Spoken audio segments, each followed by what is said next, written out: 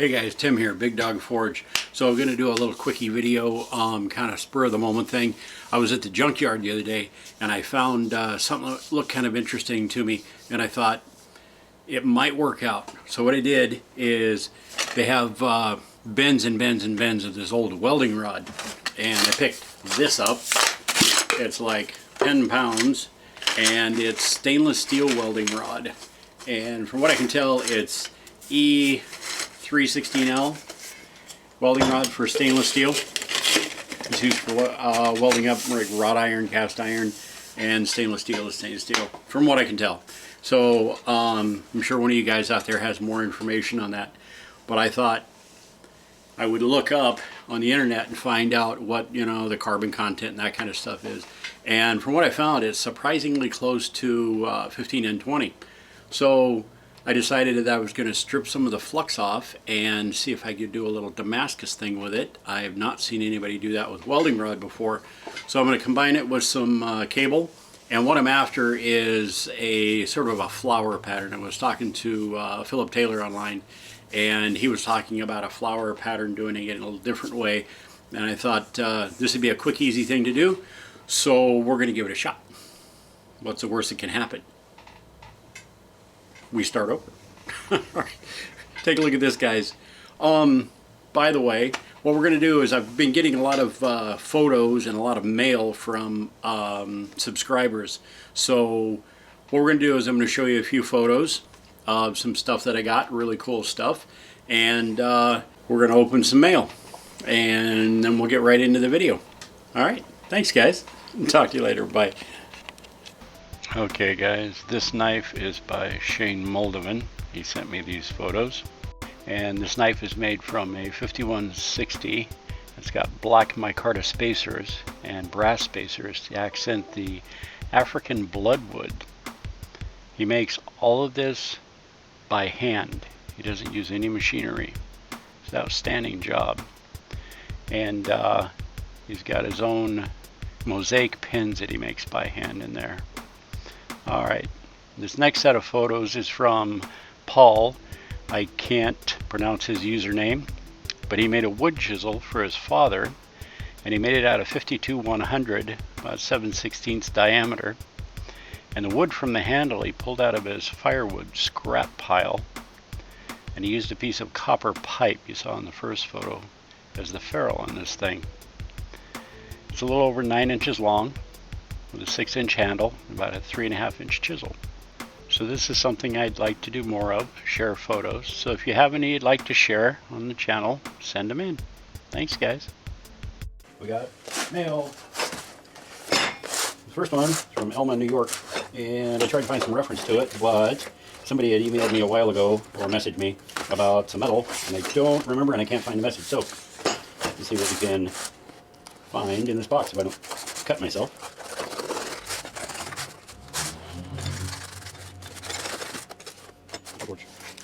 Wow, an assortment of good stuff. A little tool of some sort. It's heavy.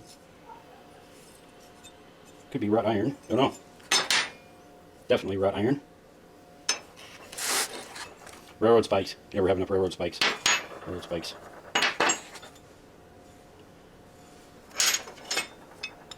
Nope. Didn't go there. That's cool though. Make something out of that. Wrought iron. Definitely wrought iron. Awesome. I can't remember who sent me the email about, or the message about needing some wrought iron. Said they had some. They were going to send it to me. It's been a while now. Ooh, look at that. Nice. Nice wrought iron. That's got a weld in it. It's a forge weld, scarfed forge weld. Runs all the way down there. That's wrought iron. The end of a chain link. Oh, definitely wrought iron. Wow. This is so very cool. You can see the structure of the wrought iron, the grain of it. So cool. So very cool. No letters. No letters. I need a letter. I need to know who you are. I'll have to search through my messages. If you're from Elma, New York, and you sent me this, send me a message. Let me know who you are, so I can put your name on it. Excellent. I'll get back to you. Great. Okay. Package number 2. Big Dog Forge. And this one came from Ireland. All the way from Ireland. Wow. That's cool. All right. What up? Back in. See what's in here. The road looks like knife. Can I be up now? My chop dirty knife. No letters. See what's in here. Ooh. Very heavy. Motorcycle chain. Industrial chain. I believe this is from Robert in Ireland. And we are going to make some chain Damascus with that. Tack that together. Forge weld it. Right on. Thanks, Robert. So if you want to send something to Big Dog Forge, there's the address right there. Big Dog Forge, PO 2188, Sumner, Washington, 98390. Thanks again. Okay, guys, here we go.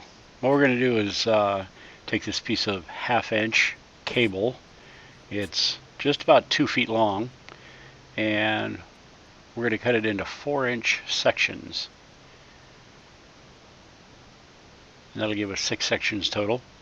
And it's just a little bit more than 2 foot, so we're going to measure it 4 inches from either end, and then we'll cut it right between those marks. Should come out pretty even. So being this short, these things want to fall apart. And we got to hold them together. That's no good. We got to do something about that. Get this thing all twisted back together. About some duct tape. Let's see if we got any duct tape. Well, no. We got some blue painter tape. It'll have to do. It's no duct tape, but I know, surprising I don't have any duct tape in the shop with all that I do. Oh well. We get them all cut up. We'll weld the ends together so they'll stay together. And then we can get that blue tape off there. And the ultimate plan here is to take all 6 of those and bundle them together. And we're going to build a core in the middle from the welding rod with 5 or 6 pieces. We'll see how that goes together when we get that far. Clean these guys up so they'll lay together real nice. Get all the extra wire off the ends of them. Alright, you guys get the idea here. I think it's time to move on to the next step.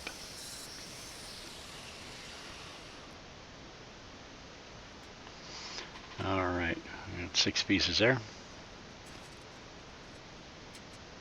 And we got all this welding rod. We're going to take several pieces and we're going to just knock that flux off. Now this stuff's been in the weather and it got all crunchy and this stuff's coming off pretty easily. But we'll get done here. We'll have to take it over to the belt sander and clean up the rods themselves. Make sure they're nice and shiny. Yay, Sandy the belt sander. Let's see if we can get this stuff off here. She seems to be doing a pretty good job. And that stuff came off there pretty easily, the remainder of that flux. And being flux, I thought, might just leave it on there, see if it helps out. I really don't know what's in it, so but I just better clean it up and just make sure it's got a lot of borax on it.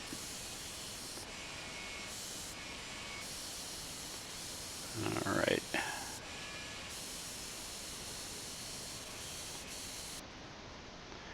Okay, and we got to cut these things to length. We want to cut them just a little bit longer. But man, this stuff is tough. For a small rod like that, there's got to be a better way. Yeah. Work smarter, not harder, huh? So put some marks on these things, bundle them together, put some tape in between the marks. Go at it with a little cutoff wheel. That seemed to work pretty well. I ended up breaking my fingers trying to cut that thing off with those diagonal cutters, as they're more appropriately called nowadays. Okay, got a bunch of little stainless steel welding rods. We're going to make a little bundle. That's going to be our core. We'll get it wrapped up and weld the ends together. And I'll weld it up. And then we'll wrap those guys around it.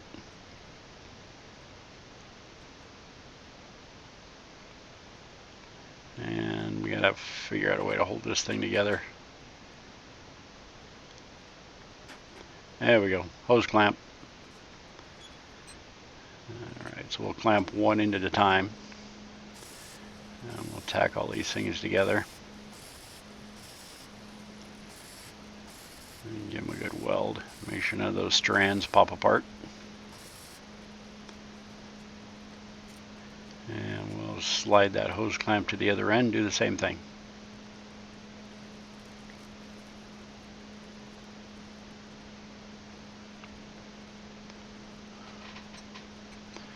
Maybe this video is not going to be end up being so quick after all.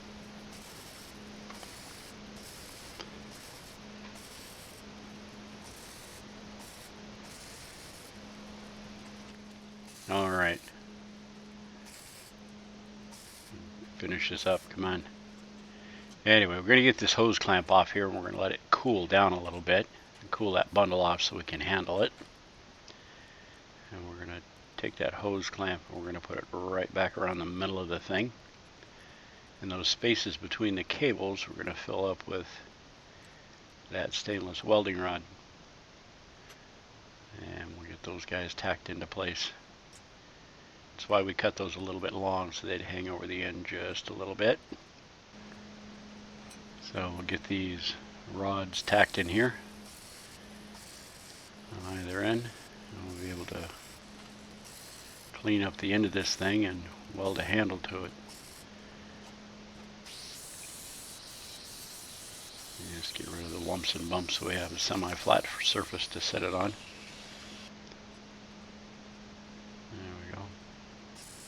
Put a big fat short handle on it, and we get that weld to flow down onto all those strands and those rods. Make sure it holds on to everything.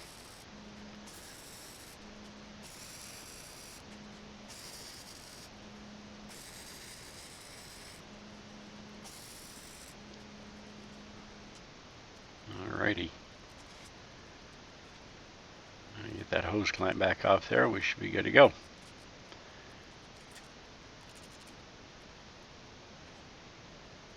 There's our bundle.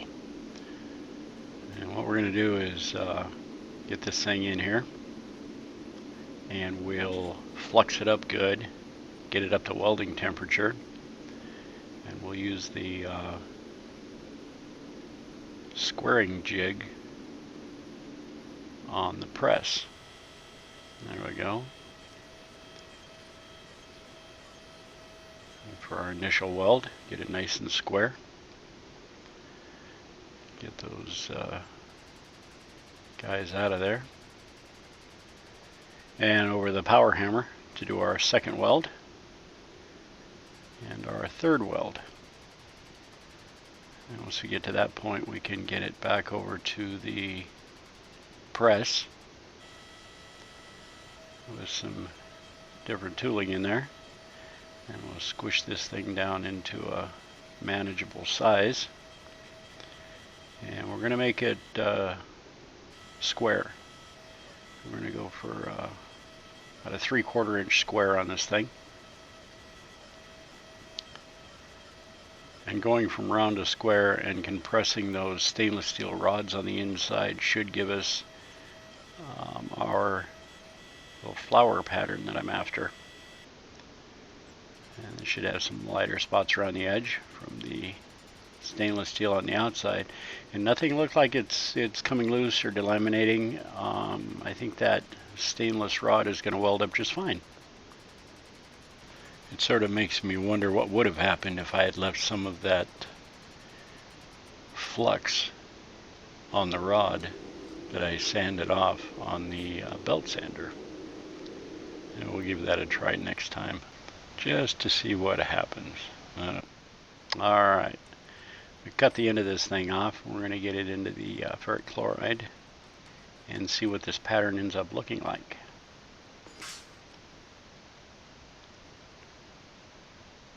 Alright, so we got it out and we ground the edge down, and you can see the lighter colored strips. Those are our welding rod and the pattern. There looks like some dark areas where there might be some delamination in a couple of areas, but it's actually not. It's solid carbon steel, or at least it appears to be that way. And that little black spot is the same thing. But it doesn't really matter. We're going to cut this thing up and turn it into some mosaic along with some other steel. So, alrighty. There you go, guys. For a quickie, it came out a lot better than I thought it would. That dark spot in there is carbon steel. It's not an inclusion. You can grind it off, and it's solid steel. There's no inclusions. You can't see anything. And then when you go to etch it, it seems to be a piece of carbon, something like that. I don't think it runs all the way through. I don't know, but I'm going to hack that thing up. I'm going to use it in another Mosaic Damascus along with some other steel that I'm working on, and you'll probably see that next weekend. So anyway, that's going to be on the menu for next time around. So thanks for watching. Appreciate it. Thanks all for all the comments. I appreciate that. And all you guys that are subscribing, I can't say thanks enough. It's just really, really cool. And if you like what you're seeing, go ahead and bounce your finger off that like button a couple of times, and that'd be great. I appreciate it. Thanks for stopping by Big Dog Forge. See you later, guys. Thanks. Bye-bye.